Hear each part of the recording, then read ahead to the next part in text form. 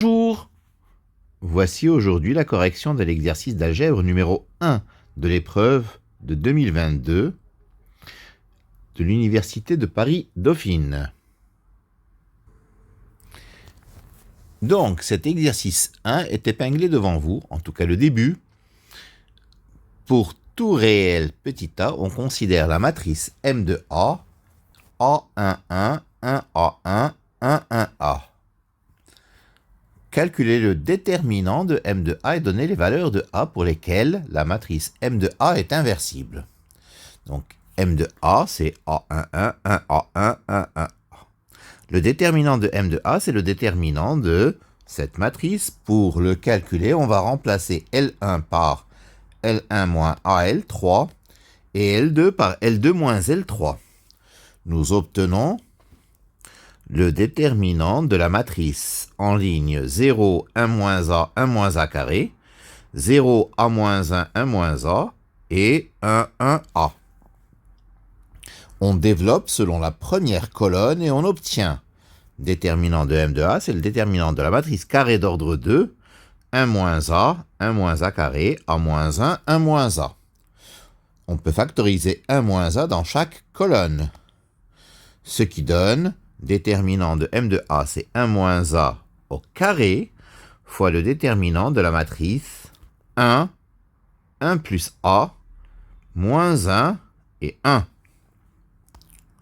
On remplace la ligne 2 par L2 plus L1, ce qui nous donne déterminant de M de A égale 1 moins A au carré fois le déterminant de la matrice 1, 1 plus A, 0, 2 plus A, qui est donc 1 moins A au carré fois 2 plus A. Ainsi, M de A est inversible si A n'est ni égal à 1 ni égal à moins 2, c'est-à-dire A différent de 1 et A différent de moins 2. Deuxième question, on suppose dans cette question que A égale 1.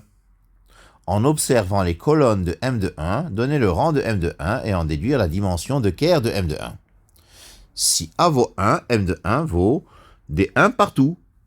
1, 1, 1, 1, 1, 1, 1, 1, 1. Donc le rang de M de 1 égale 1, car les trois colonnes de M de 1 sont identiques.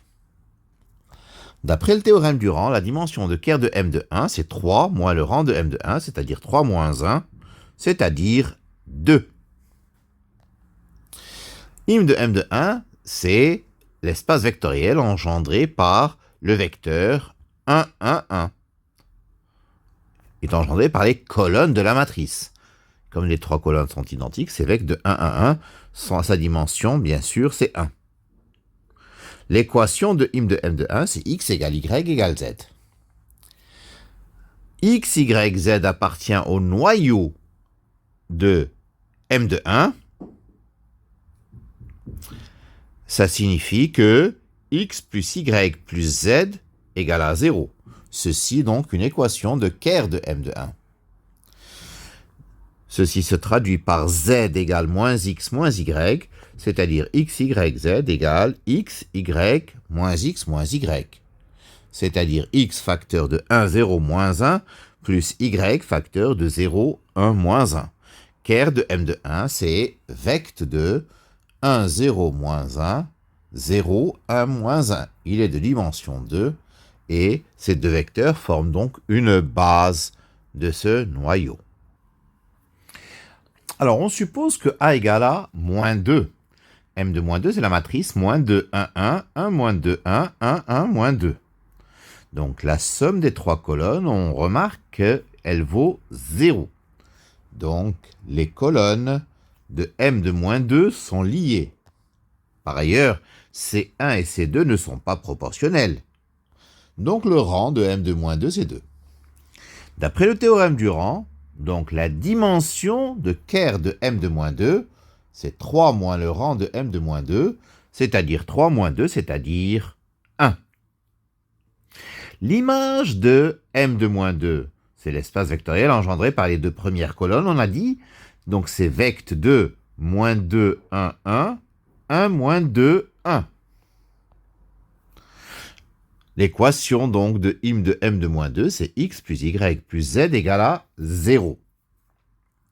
Pour le noyau, dire que x, y, z appartient à ker de m de moins 2, c'est dire que moins 2x plus y plus z égale à 0, x moins 2y plus z égale à 0, x plus y moins 2z égale à 0.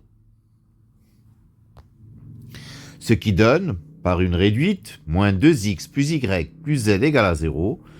En combinant L2 et L1, 2L2 plus L1 nous donne moins 3y plus 3z égale à 0. Et 2L3 plus L1 nous donne 3y moins 3z égale à 0. Ce qui donne x égale y égale z. Ce sont les équations de ker de m de moins 2. Ker de m de moins 2, c'est vecteur 2, 1, 1, 1, il est de dimension 1. Quatrièmement, discuter le rang de m de a en fonction de a. Bon, si a vaut 1, on a vu que le rang de m de a, c'était 1. Si a vaut moins 2, le rang de m de a, c'est 2. Et si a n'est ni 1 ni moins 2, ben le rang de m de a, c'est 3, car m de a, dans ce cas, est inversible. On considère le système suivant où m est un paramètre réel.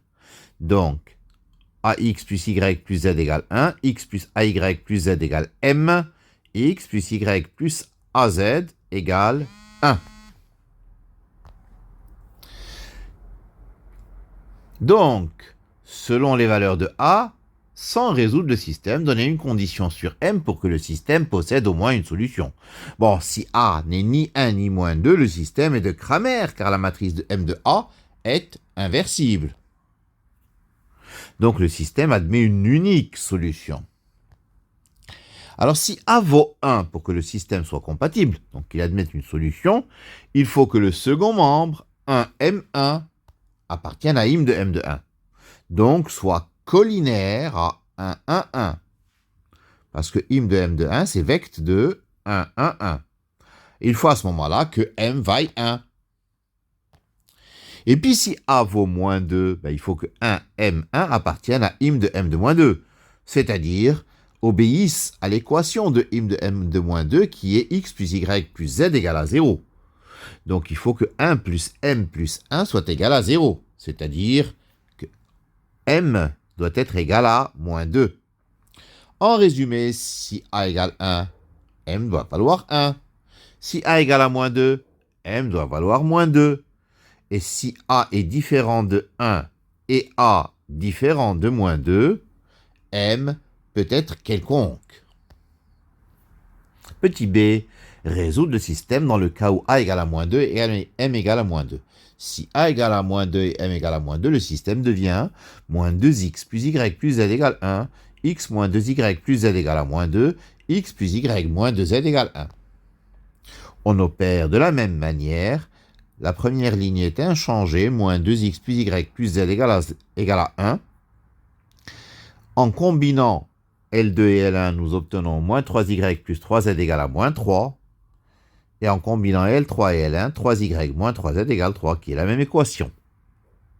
Ce qui nous donne y égale z plus 1 et x égale z. Donc l'ensemble des solutions est l'ensemble z, z plus 1, z, pour z appartenant à R. Voilà, c'est terminé pour cet exercice 1 de l'examen de 2022. Je vous remercie de votre attention.